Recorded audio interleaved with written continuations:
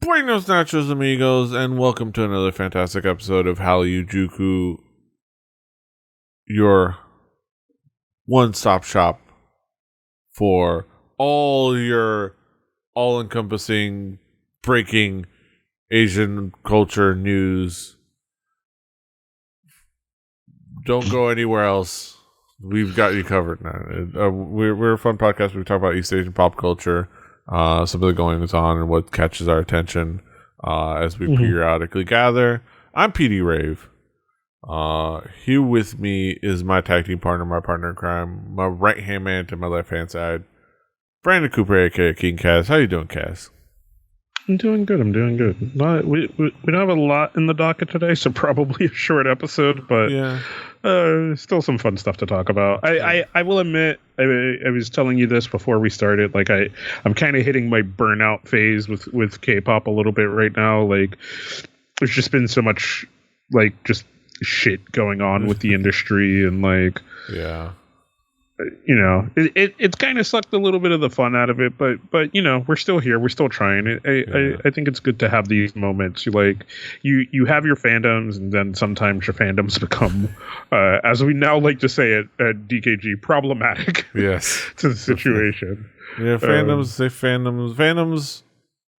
be problematic. Not the fandoms, but the things that you are a fan of. Yeah.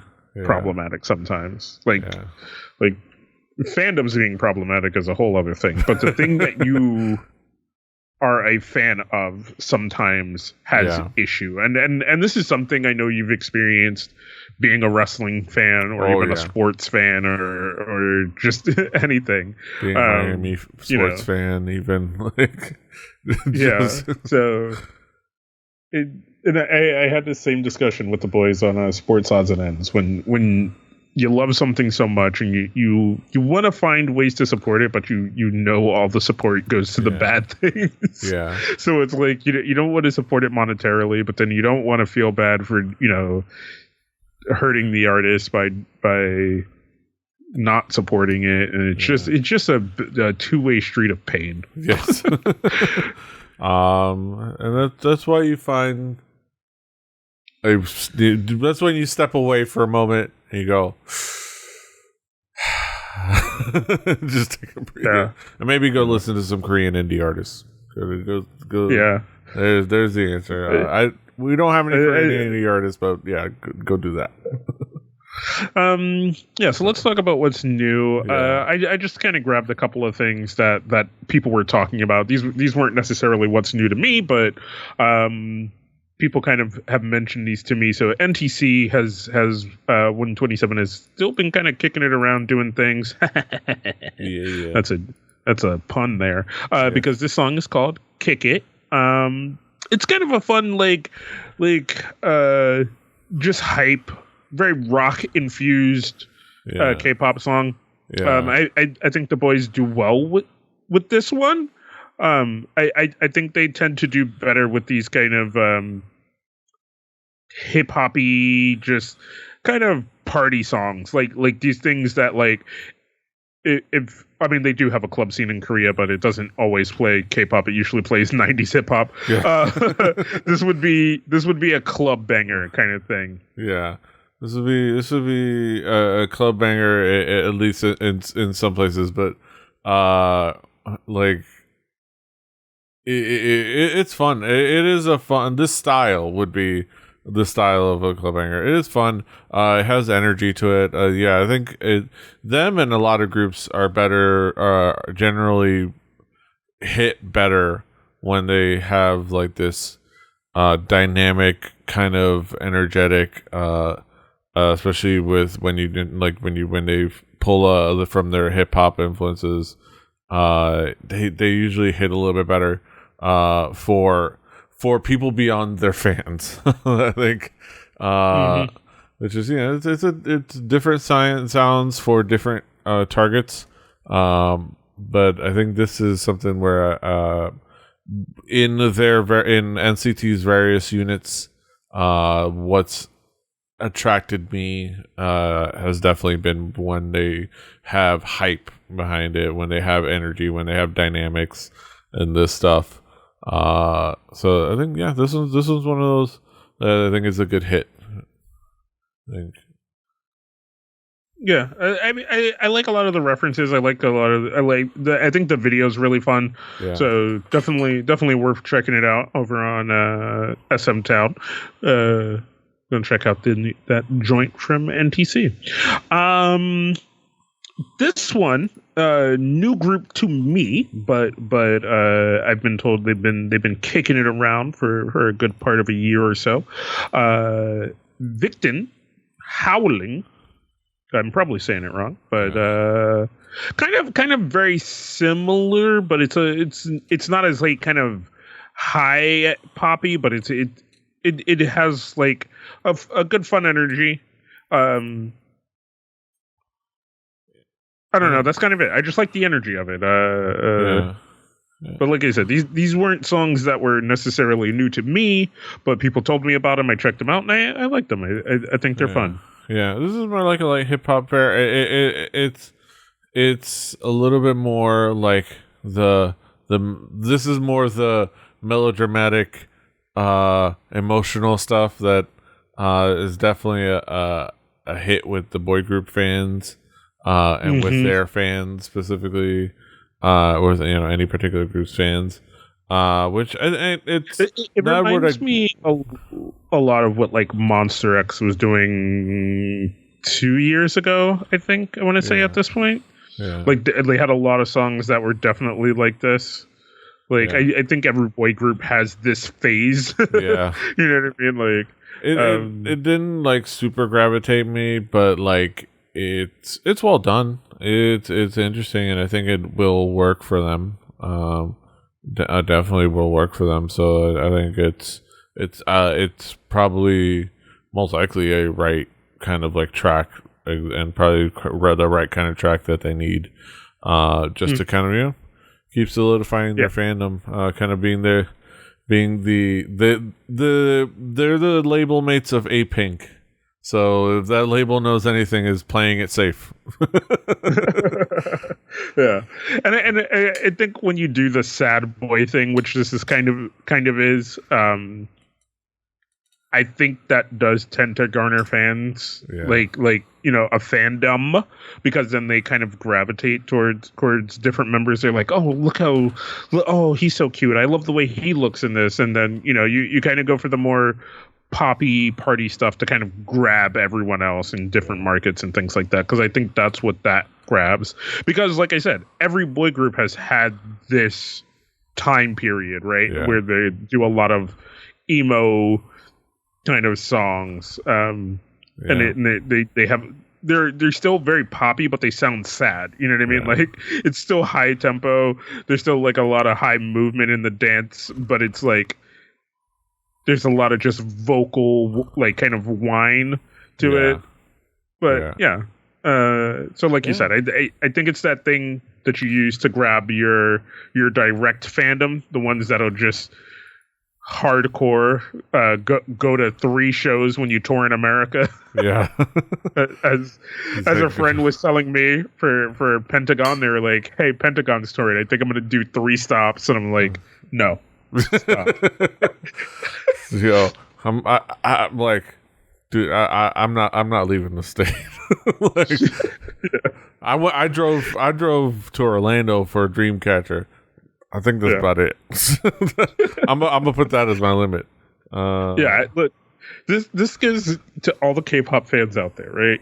Look, okay, I understand. If they don't come to your city, that's one thing. If they are not coming to your city, if they are not coming to within a distance that you could possibly drive or get a friend to drive to, then I understand. All right. But even then, 2 stops at most, 1 high touch. Exactly. Because after you do more than 1 high touch, you need a second job. Yeah. Oh yeah. It's like there's a meme, and I'll get into my picks in a moment. But there's a meme of like one of the many Baby Yoda memes of like looking like the child looking up at someone, and one of them is me being the person that buys a single album, and having those conversations with people like the Dreamcatcher and other people. It's like, oh yeah, I bought like one of all of them. I bought like 15. Like I bought two of all of them. Oh, I bought like 5 albums. Like they have all these collections. I'm like, and I'm thinking, like, I'm sitting there thinking, having thought that the fact that I bought in one of each of an entire discography was quite a bit. And I'm like, where do you put all? How, what? Yeah. But yeah. It's a thing. But yeah. So what's caught my attention? Only a couple of things. There's been a couple of things that were out there that there's some interesting, like a new Eyes one, and that Alexa has a new song, but nothing like major. And I kind of wanted to keep things pretty straightforward. So only a couple of things that I want to highlight. One of them is not a song. One of them is I started up my Netflix again to check out some stuff and catch up on some stuff. I think I'm gonna like catch up on trying to finish up my Star Trek binge and a couple other things, but also to check out a couple of Korean dramas and shows that had caught my eye and I wanted to check out.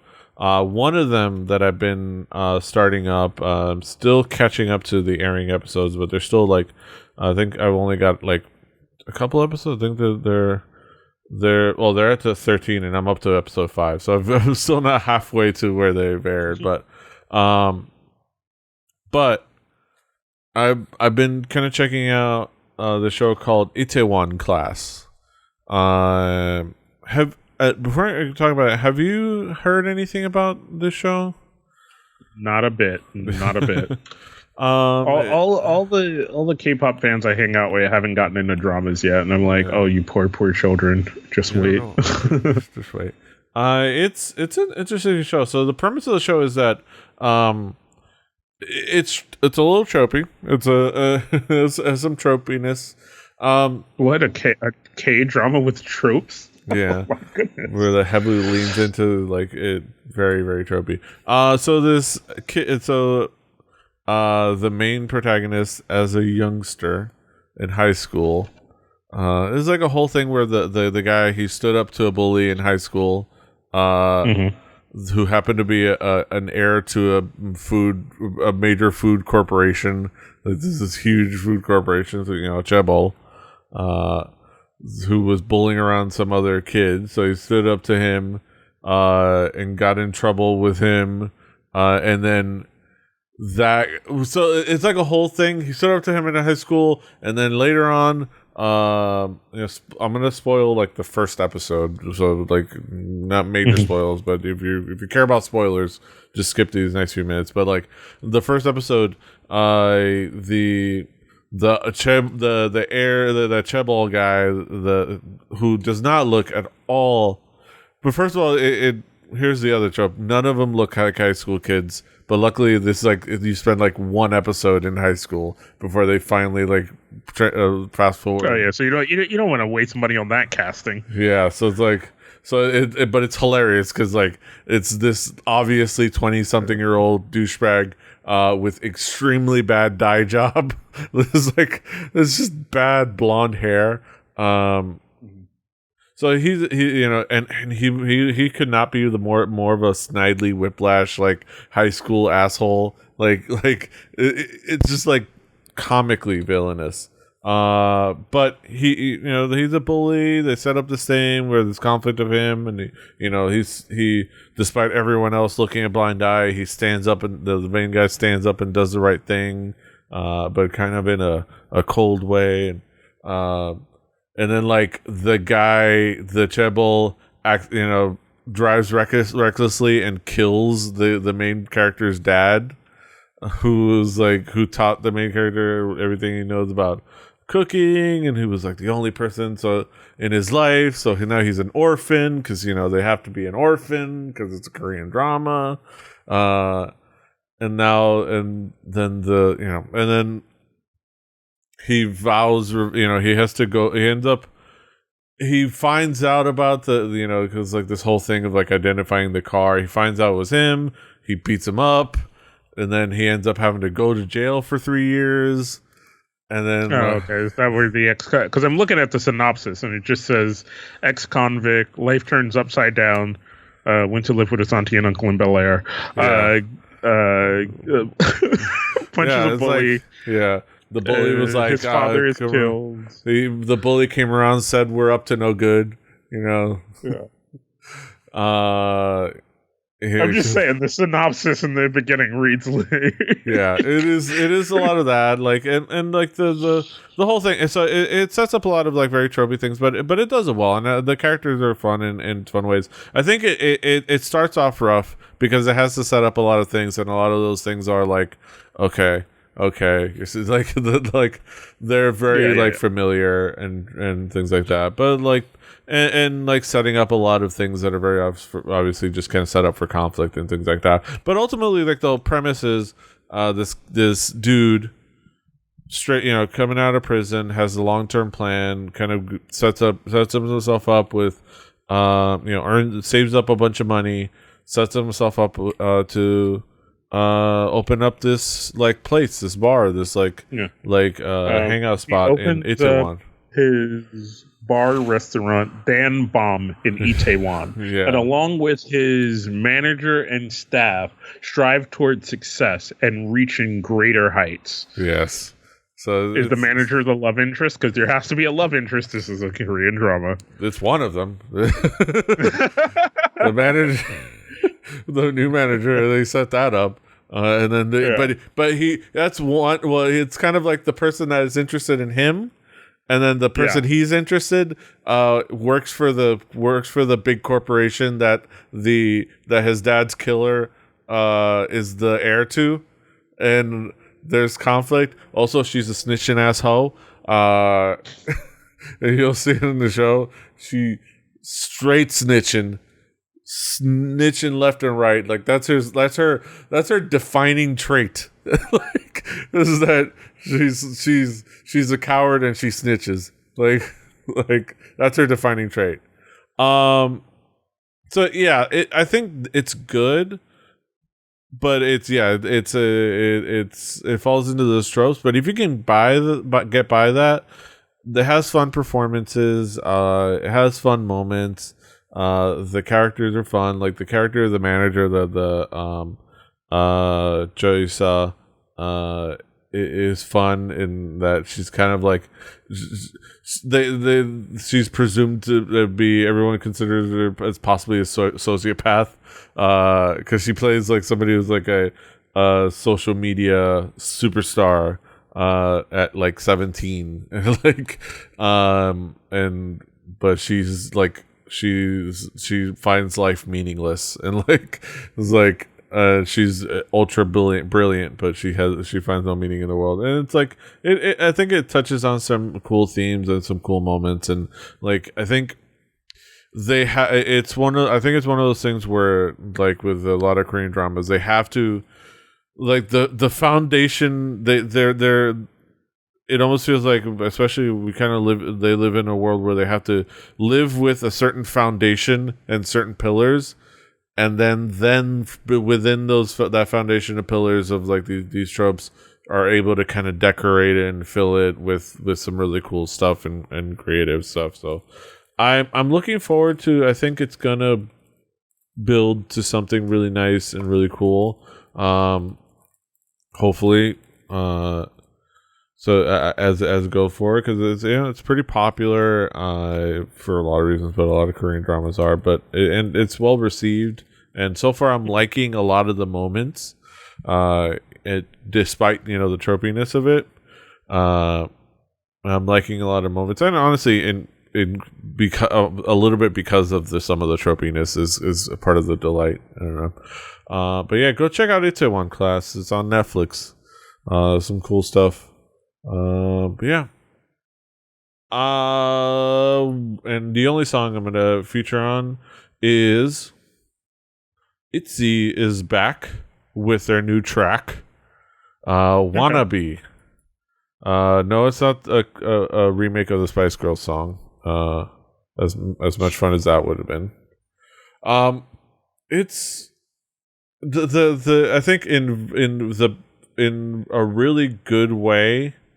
and this is not meant to be an insult or a bad way, because I think it's in a really good way. It's an Itzy song. Yeah, okay. It's an Itzy song, but I think it's still a good song. It's not something that's gonna surprise you. This is not something that's gonna come out of nowhere and be like, "Whoa, they did that." No, it sounds like an Itzy song. Musically, it has that same energy. It has that same vibe. I think they even recycle a couple of the dance moves in the choreography. But that's fine. I think like it's really well made, and it's defining a personality and an attitude and a sound. It's a nice culmination of like the trilogy, because previously where we're talking about the songs that they had released previously were about like digital singles, and now we're talking about this being part of a mini album. So it's kind of like a nice culmination, as it were. So it being a very similar sound is not a detriment to that, at least I don't think. I think. Yeah, I think it's ultimately what it is it's fun. It has good energy. It has a good style. I think it changes a couple of things enough from the previous tracks to kind of make it feel at least a little bit fresh. But it definitely is not going to surprise you. Like it's definitely not out of left field. I don't know. What did you think of the track? I mean, I thought it was good. Like I didn't think it was bad in any way, but I think I agree with you on it's an Itzy track. Like and I don't think that's a bad thing, like you said either, but I think that was the perfect way to describe it. It's like, if you're into this group, this would be a song that you enjoy, because it definitely just fits their sound and what they're doing. But it is definitely just like kind of generic K-pop to anybody who may have heard K-pop once or twice. Yeah. But it's what's working for them. So it's like, if it ain't broke, don't fix it, I guess. I think sometimes there are certain groups, and I don't know if it's Itzy for me, but even the most generic of songs for a group seems really good. Yeah. You know, I think BTS is there right now, where like even their most pedestrian song seems really to outclass everything else. But I think if you just listen to it, it's not. And I think maybe for Itzy, for a certain part of the fandom of just K-pop in general, they might be there right now. Yeah. So, where it's like kind of even their most pedestrian sounding song is just like kind of really fun and amazing, just because they like the sounds of it. Yeah. And they execute it well, which is really cool. And I'm looking forward to more from them. Looking forward to more from Itzy. Yeah. So that's it for what's new. We're gonna stop on over to our headline segment, talk about some talkable topics. Is completely I completely taken it back, because the YouTube recommendations popped up, and one of the pictures is the thumbnail for Zico's Any song, and it's him with like his half closed eyes, like at a party. I was like, this picture of fucking Zico just caught me off guard. So topical topics right over on the flip side. Join us.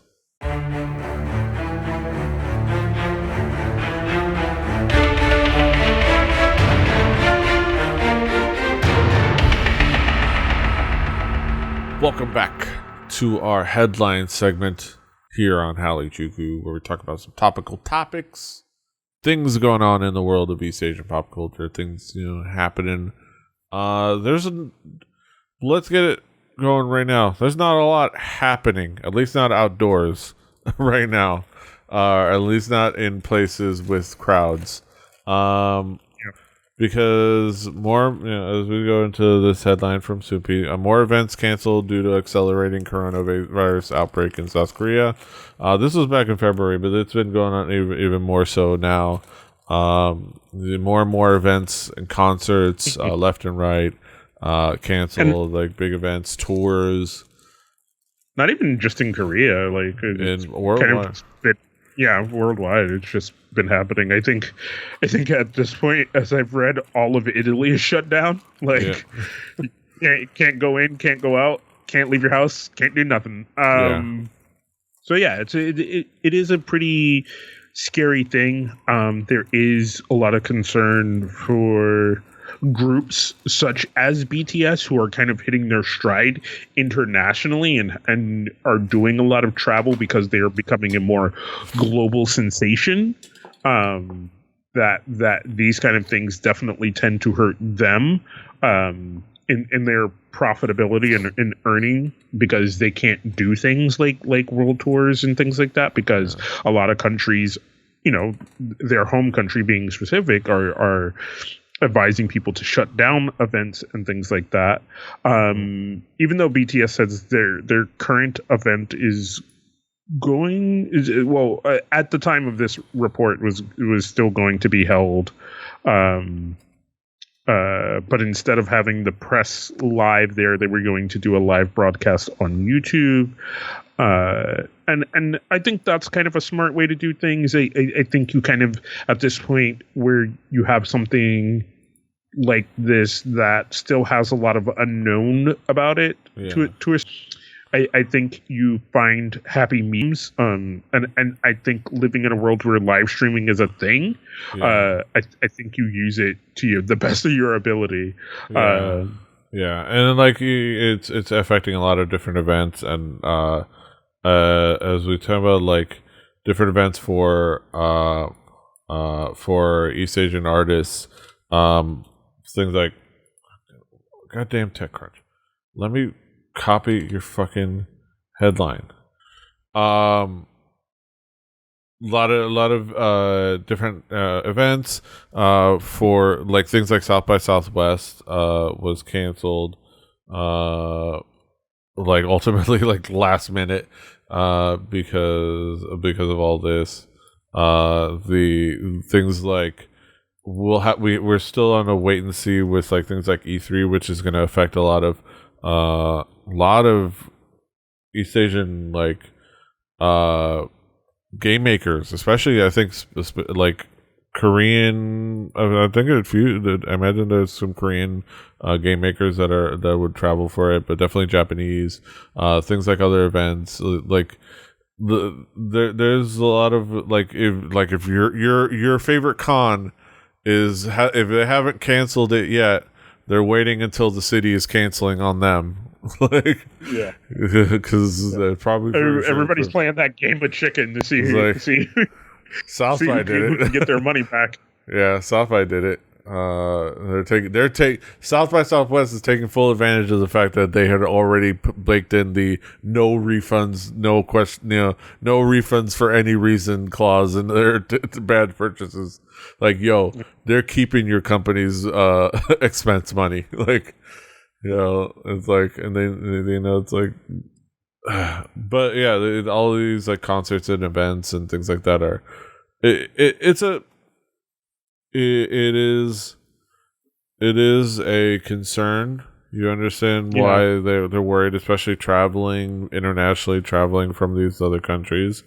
But it gets to a point where like you said, for things like convention season, where kind of these more middle ground K-pop groups tend to kind of cut their teeth, so to speak. Things like that, could prove like, as this goes on, what happens there.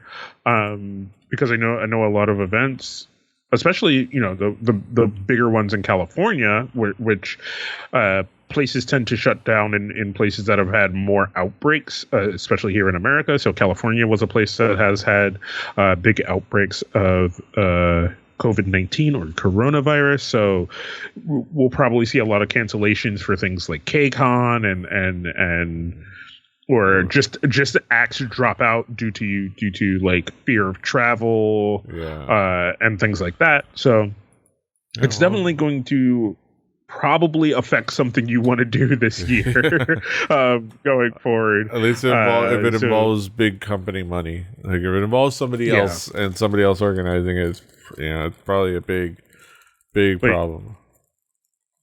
I'm already trying to think, like, we're coming up on our yearly Vegas trip, and I'm trying to think how that's possibly going to affect us in somewhere like Vegas. I mean, I recently went to New York and fucking had no problems other than trying to be sold a $4,000 Dior dress, but that's a whole nother story. I mean, that's a problem.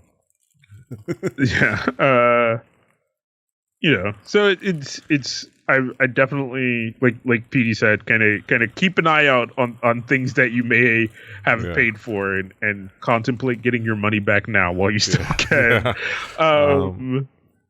Because it's just, hopefully it gets better before it gets worse, but it's probably going to get worse before it gets better. Yeah, I'm worried things like Gen Con are going to be affected. The other events that I'm going to go to. But yeah, well, we'll have to see. It's the patented sports odds and ends. Wait and see. Got to get that show. Yeah. Yeah. One event that wasn't canceled was the latest UFC event. UFC. What was it? I don't remember what number it was. One something or other. 200, 5,300, 248. UFC 248. Yeah. Happened in March 8th, local time. UFC 248. So at the event, March 7th, at the event, there was a bit of a kerfuffle as UFC fighter. You got to take it back. So, I don't know.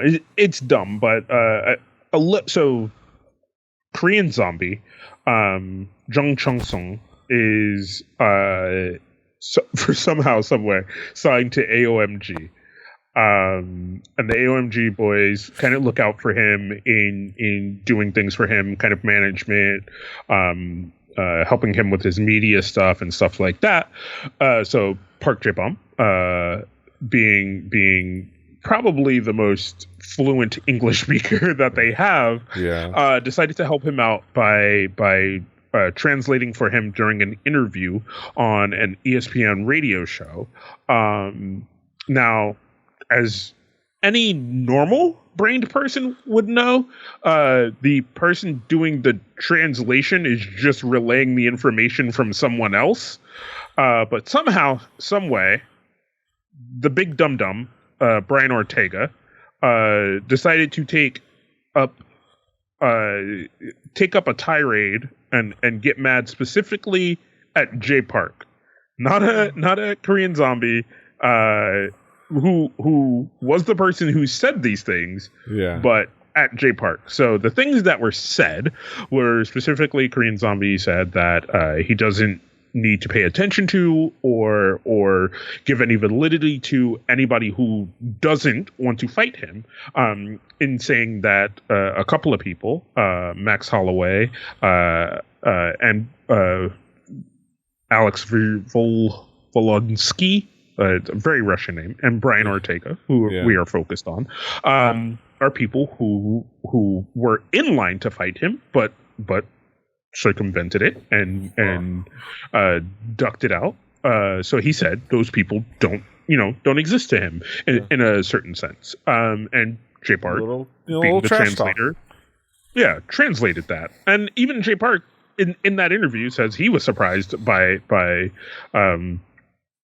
Jung Chung-sung saying this. So Brian Ortega, like I said, goes on his tirade and says that it's on site when he sees J Park, which once again, that is the literal don't shoot the messenger. don't slap the messenger. I think he didn't. Yeah. So you can here. There are two ways to interpret it. What his actions were. You can interpret him as dumb, or you can interpret him as another way, which is he saw the Korean Zombie and was like, and then he saw the little tiny Korean guy next to him and like, I'll pick a fight with him. and just like, I'll make it about you translated it wrong. And then because specifically he waited till Jun Chang-sun went to the bathroom to go over and slap up a little J Park, which is I think there's not much else to say about that incident, though, other than like say it's good that not much else happened, but it's kind of so random. And I think honestly that's the biggest reason why it caught my attention and why I wanted to bring it up. But yeah, it is either a very dumb or a very cowardly move by Brian Ortega, or both, who knows, to decide to slap the messenger, J Park. And we'll have to see. We'll have to see. And you know, it's all gonna feed into just hype for the fight coming up. And now Brian Ortega has set himself up as the heel, at least in Korea, which is, you know, it's gonna work out by 5. I mean, for me, I think that should go across the board. But there are people who, I guess, are on his side. One of the things I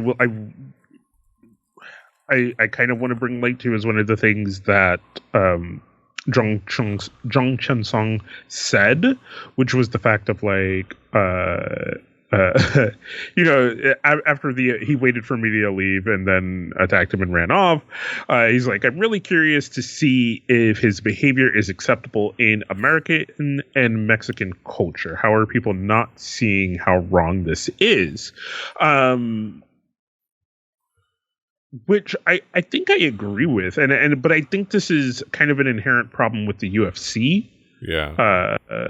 Just in general, that we haven't talked about on this show, but we have talked about in other mediums, where kind of no press, they take the all press is good press kind of thing, to a certain extent, except for like sometimes drug use. Yeah. Unless you're Matt Riddle and you smoke weed, then suddenly. I think that they're I think it's more lately. I joke and I bring up Matt Riddle, but that was a while ago, and I think when they were a bit more conservative with their image. I think they're not actively, but passively allowing things to kind of like, and you know, passive aggressively, I guess, almost like, but passively allowing the people and their personalities to start to blur that line between MMA and pro wrestling. You know, that kind of like rub that line a bit, while they, you know, they're not actively blurring the line, but they're letting their people kind of like skirt close to it and accidentally rub their feet on it and letting it get blurred.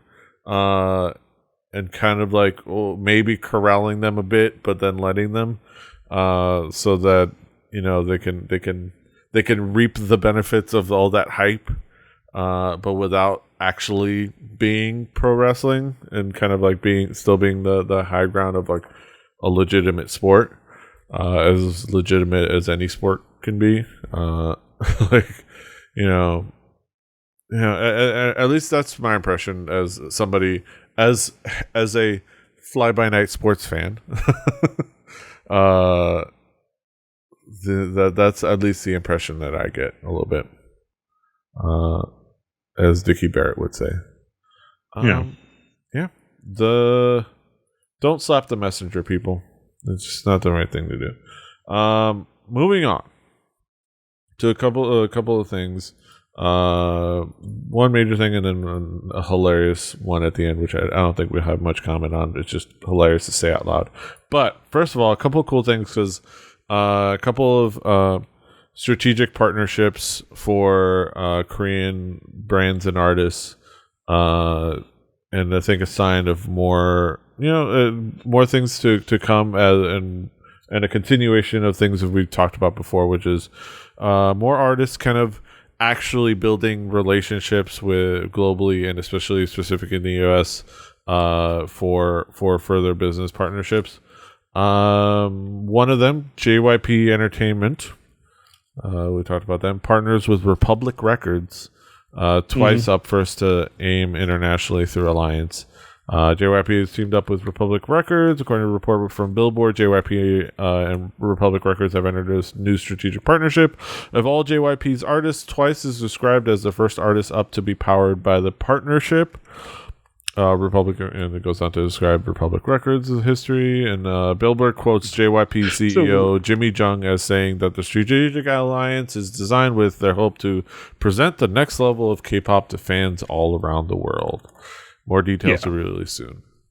That basically just means we need to catch up to BTS. Yeah. We've talked about this. Everybody has to play catch up for BTS. For some people, this is kind of the thing you have to do. BTS is just kind of an ever-growing monster. So for everybody else, you have to kind of Voltron. You have to kind of make alliances and make deals and stuff like that to kind of get ahead where BTS has been able to do it on their own to a certain degree. They also do have some partnerships, but they're not as probably 50-50. They're probably a little bit more in the favor of either the other side or the BTS side, because of how BTS has come into a lot of these things with a lot of their clout. One of the things I find interesting in some of the groups that they named that is under Republic Records, especially in the latter half of last year and coming into this year, is the Jonas Brothers and Taylor Swift, right? Taylor Swift is just kind of this, in her own right, global sensation. I think if in some way or form, I know we talked about the mix of hip hop and K-pop, but I feel like for some reason that bridge just isn't translating. Like I feel like it should, because I still don't think we've hit that natural thing with it. In a sense, it still seems unnatural to people to have those kind of two things mix. Yeah. Where to me and you, it seems like an easy thing to do. I think if you did something with Taylor Swift and a K-pop artist, I would hope we wouldn't put Taylor Swift and then Twice, you know what I mean? Like I would hope it would be something more pared down, like a solo artist or something like that. Yeah. If you were to pair Taylor Swift to somebody, and then on the other light of that, the Jonas Brothers, who I don't know a lot about the Jonas Brothers, but I know very recently, I think either 2018 or 2019, they ended up putting out a song that has a very K-pop sound to it. I don't remember what the fuck that song is called. I don't care at the moment. I'm just using it as an example that something like that could then work for a crossover of fandom, right? You do Jonas Brothers, which are an American boy band. Is it? I don't know. I can't. I don't know. Unless I hear. It might be. As Petey tries to serenade me and jog my memory. But yeah, so like the Jonas Brothers doing a song with Twice would be interesting. The Jonas Brothers doing a song with, and my brain is blanking on other JYP artists, but would be interesting. Right. Taylor Swift doing a song with JYP would be weird and creepy, but interesting. I'd tune in for that. You'd tune in for that. The whole fucking world would tune in for that. Yeah. And then you get Taylor Swift in those plastic fucking pants. Brother, we have a recipe for success. Call Hallyujuku. We're on your marketing squad. You can have that one for free. Put Taylor Swift in the plastic pants. We can have some partnerships. Post Malone and Itzy. All right, you're done. No, I'm over it already. Who else? Nothing with Post Malone. Nothing with Post. I like Post Malone. I like his music, but I don't think the translation is there for me. I think it's like putting fucking Twice with Young Thug. Okay. It just doesn't work. There's just some things that don't work. Bring it a little closer. Stray Kids and Drake. There you go. Somebody from Stray Kids with Drake as a feature. There you go. Okay, maybe. Well, let's see. The other one I want to talk about is that Chungha has signed with ICM Partners, an American agency, specifically an agency, which is interesting. As typically, which is a distinction here in the States, agencies are different from labels, unlike in Korea. So it's interesting that she's signing with an American agency for her steps here, but this is probably part of what was worked out last year when she came for South by Southwest, because I know they were networking last year, but ICM Partners is joined in partnership by Korean company Camp Global, which recently hosted a K-pop festival in Singapore. That currently represents Kaylani, Khalid, Nicki Minaj, Yuna, and more. And the agency also recently signed Alexa and partnered with Ha Sung-hoon's agency Star Crew Entertainment. So that's another cool partnership. I think Chungha is an interesting artist that I think has a chance to appeal internationally. I think her songs and her style as a solo artist have another avenue to kind of like appeal well. Not a guaranteed, but I think an opportunity. So we'll have to see. We'll have to wait and see. Speaking of waiting.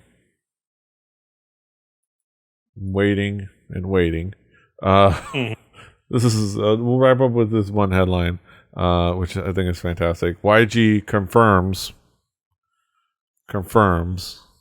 putting them air quotes out, confirms that they are currently working on a new girl group. Yeah, which for most people just sounds like, oh, okay, you know what I mean? You're trying to solidify that roster, fill out that entertainment profile. No, for real YG fans, what that means is this is the death toll for Blackpink. Yeah. Start selling all your Blackpink shit now because it's gonna be worthless. This group won't debut for about 5 years.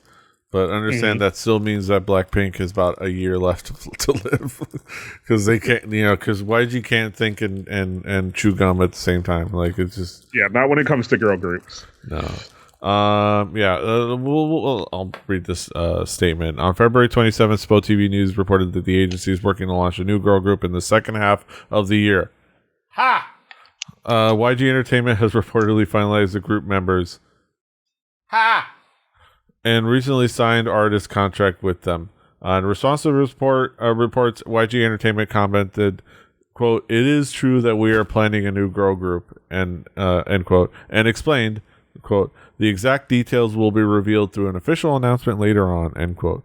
The agency added, "We are currently focusing on new album preparations for Blackpink and Winter." Yeah. That's the part. That's the part right there where you just like all those solo releases for Rose and Lisa and Jisoo were supposed to happen. It's funny. It's funny that YG continues to peddle bullshit when they could just say, hey. Like they could just be honest and say, okay, we're trying to make sure that it's all right. We're not quite ready yet, and then wait until they have something ready to announce. But they have to like throw bullshit out there, the solo releases. Like they could say, hey, the opportunity presented itself to do Jenny's solo now because we felt like we had the right song, we had the right kind of ideas for her solo release. We don't have any plans for the rest of the members, but I'm sure when the right moment strikes, we'll do something for the other members as well as with the right song and the right thing. But no, they had to do they're all getting releases. They're all getting solo releases. Yeah, for real. We're gonna have them. We're working on them right now. They got like 8 songs. I think that's the thing where it's like you have to sound like you know what you're doing and what you're talking about. You can't just sound like you're throwing shit at the wall. Yeah. But we know YG just throws shit at the wall. We know everyone just throws shit at the wall. But some people are just better at looking like they don't. Yes. YG ain't one of them. All right, like YGE is not one of those fucking labels that you can tell they throw shit at the wall and just see what sticks. You can smell it. Like you can smell the shit on the wall. You can walk. The problem is half of the time the shit don't stick, and they just like pretend to the floor. The problem is half of the time the shit don't stick. Then like a quarter of the time it sticks for like half a second, and they look away just assuming it's stuck and just went with it. And then, but they don't look and see that it's sliding down, like not quite sticking, then flopping down to the floor. It's just, I don't know. YG Entertainment, a source of anger and laughter. They're like the what is it? The WB Frog? What is it? Fucking. They're not the frog. They're the dude in the cartoon who always sees the frog doing really amazing shit, and then tries to show someone else, and then it's just a fucking frog. Yeah, it's just a fucking YG's frog. Just like, all right, look, fuck, it's just a frog now. Hold on. Anyway. Oh man, YG. Yeah. All right. On that note, that brings us to the end of another fantastic episode of Hallyujuku. Talk about YG. Expend yourself of that. Kaz, what's going on in your world? What's going on in your neck of the woods? Mostly podcasting and trying not to go crazy. Just finished a move. Probably going to start solidifying good time to do good podcast stuff. Pretty much sports odds and ends. Check that out. We've been talking about baseball and its travesty, basketball, the little bit of drama that's going on in hockey that we can pay attention to, and then just the pit fire that is FIFA. Yes. And this time, not the soccer organization, the video game. Oh. Because there's a couple of different pit fires right there. There's a dumpster fire, and then there's a extra large dumpster fire. But yeah, go check out sportsoddsandsends.com for that goodness. You never know when somebody might randomly call in. Yeah, go check that out. He's at King Kaz. I'm at Petey Rave. You can check us out. I think for the show, check out Hallyujuku on social media, especially Instagram. Still going on to a mental search of what I want to do content wise on the Instagram and some of the social medias. 'Cause I'm trying to find what works and feels genuinely good as far as content, aside from the fun memes, which I'm still, and of course with full-time work and school and things like that also is a time thing. But keep an eye out on there. The social media is Hallyujuku, Hallyujuku.com for the show to listen to the episodes and subscribe and all that. Check us out, Hallyujuku.com, kpoppodcast.com if you want to share with a friend. It's easier to say out loud and have people understand. Rebelli.net for listening to the shows. We're on Apple Podcasts, Google Podcasts, Spotify, other places. Subscribe, like, share. Hit the bell, I guess, on YouTube so you can get notified about new episodes on this and the other shows on the Rebelli YouTube. Rebelli TV on there. Yeah, do all the things. Until next time, hasta los huevos. Annyeong. Fighting.